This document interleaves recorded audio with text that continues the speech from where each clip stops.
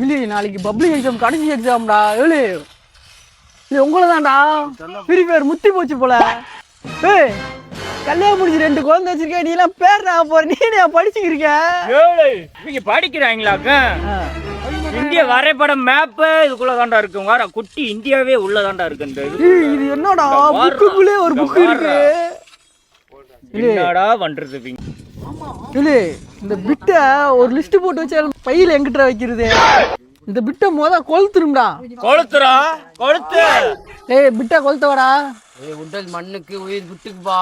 கொஞ்சமாச்சு படையா. 30 பிட்டு இருக்கு இதுல. எழுதுனா பாஸ், மாட்டினா கேஸ். மாமா உங்க காலத்துல பிட் அடிச்சா என்னையா? Red mark. உங்க காலத்துல பிட் அடிச்சா ஃபெயில் மார்க். நானும் அந்த ஒரு பிட் எடுத்து போனதுக்கு வேர்த்து கொட்டி கைகாலெல்லாம் நடுங்கி ஒண்ணுக்கு வராத குறைதான்.